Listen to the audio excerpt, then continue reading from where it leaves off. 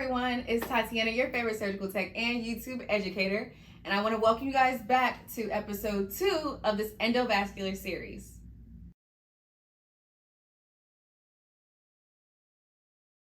Alright, so I wanted to start off this episode with another basic thing, is flushing all of your lines and wires. This is something that sometimes often gets overlooked just because if the patient isn't ready to come in, maybe your circulator wasn't ready while you were ready, and you may not have fluids on the field at the time that you're setting up. And when you put something off to do it later, you may forget. I just want you guys to understand how important it is to make sure everything is flushed and ready to go. I will take this time to emphasize that during these endovascular cases, you do not want water on your field. You do not want H2O on your field. You want saline, but more importantly, heparinized saline.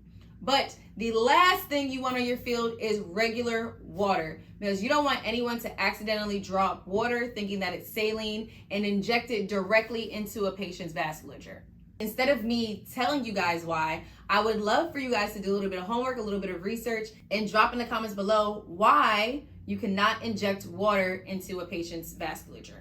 I have a little water right here that we will call heparinized saline. I don't have any labels, so typically it would be labeled heparinized saline. I'm just gonna show you guys exactly how to flush your lines. I like to use a 20 or 30 cc syringe to flush my wires and catheters and everything, just so I don't have to constantly go back and redraw and flush it and redraw and flush it. It's quicker when you have a larger syringe. Draw up your fluid, which should be heparinized saline. I'm gonna say that so much that y'all will never forget.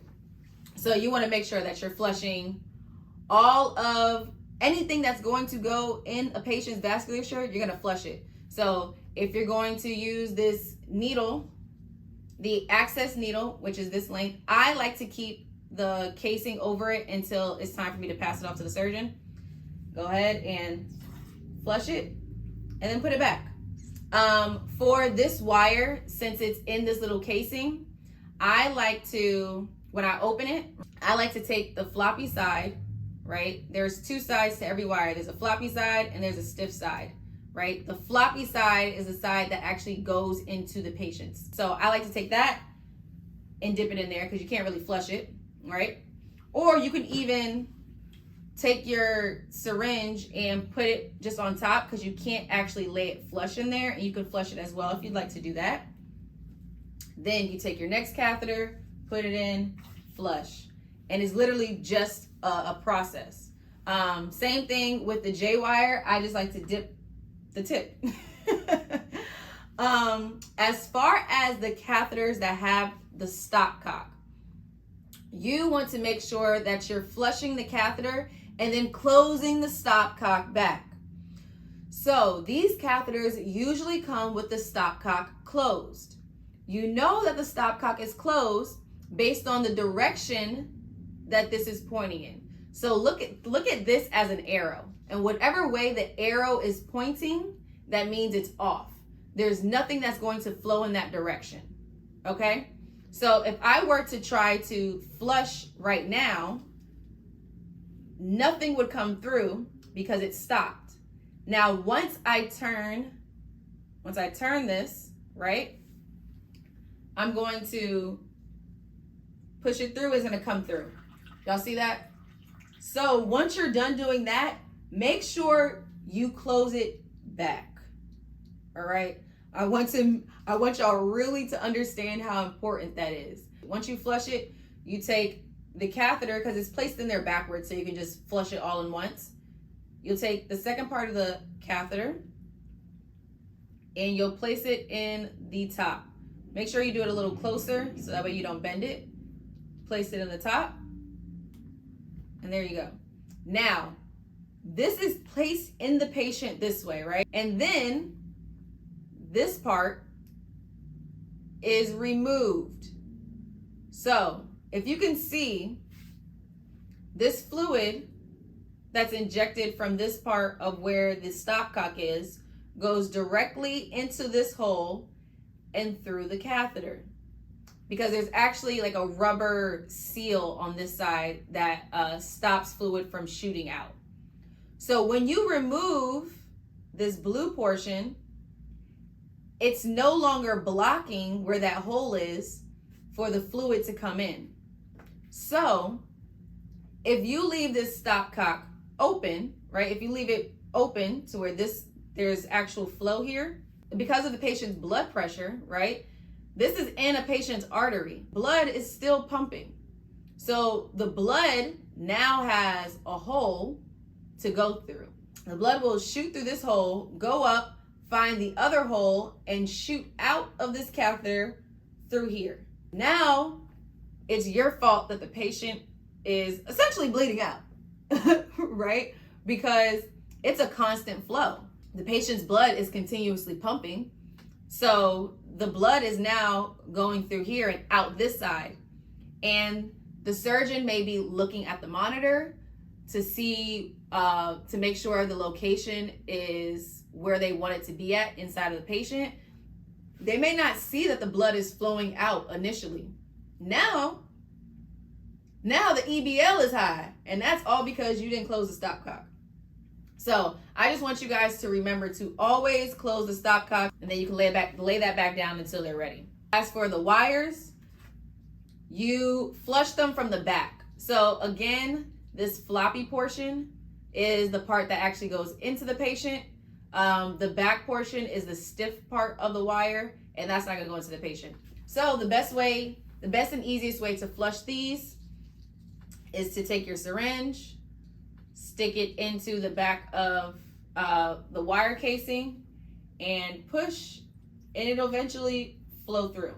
And now you're good, because the entire length of the wire is wet, right? And the water just kind of sits within the casing.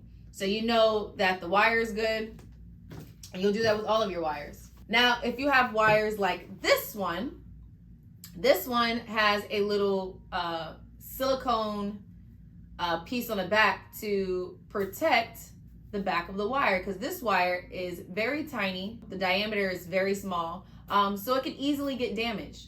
So it has a little silicone piecing on the back, so you'll have to take that off and push the wire. I don't know if y'all can see this. Push the wire into that hole, and as I push that in, you can see how this part of the wire came out. Fill it back up, and you'll put that on there. And I always like to just push the saline over my saline bowl just so I don't get water all over the place. And there you go. Once the saline comes out the top, then you're good. You can put that back. And at this point, you don't have to put the silicone back onto here, because that's just gonna stop the wire from coming out of the casing when the surgeon asks for it. So you can throw this away in your little trash bag. And then same thing with this one. Or is this a balloon? Actually, let's see. Oh, this is a catheter. Catheter or balloon? No, this is a catheter. Okay. You would know that this is a catheter before you take it out. I just didn't know because, again, this was from a canceled case that actually I did not scrub. So in this case, right, it looks like, you know, you can flush it from both ends, but knowledge will tell me, or just looking at this will tell you, that this end here is part of the casing, not part of the actual catheter. So you want to flush the catheter, not the casing, because the catheter is what will go over the wire. So you want to make sure inside of the catheter is wet. So you'll make sure you'll push through there, and once that's done, you're done with that, right?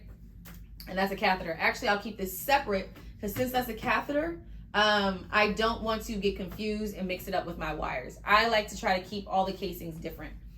And the last catheter here, all of these catheters that come in a packaging and is just straight, I put them all underneath my wet blue towel. Again, typically this towel is blue. So I put them all under this towel, so that way all I have to do is just go down the line and put this in here and push it out. But for the case of this video, I'll show you. I will take the catheter, put the syringe on the back, and shoot it out. And something that you'll see with this particular catheter is that there's water coming out, not just the end, not just the tip, but there's also water coming out of some holes that's at the end as well. That's just what this catheter, that's how this catheter is made. Each catheter is slightly different. I have said catheters so many times that I feel like I'm speaking a foreign language. So I think I've gone over all that I want to for this particular episode. Making sure that all of your wires are flush, all of your catheters are flushed, and just emphasizing that you're flushing everything with heparinized saline. You do not want water on the field. And also, if you have contrast on the field, you're not flushing your catheters with contrast. You're only flushing your catheters and your wires and everything with heparinized saline. That's it. If there's anything that I was not super clear about, please go ahead and drop a comment below. If you have any questions or if you have any suggestions or what else you'd like to see in this endovascular series, please, again, drop a comment below. Let me know. But until the next video, see y'all later.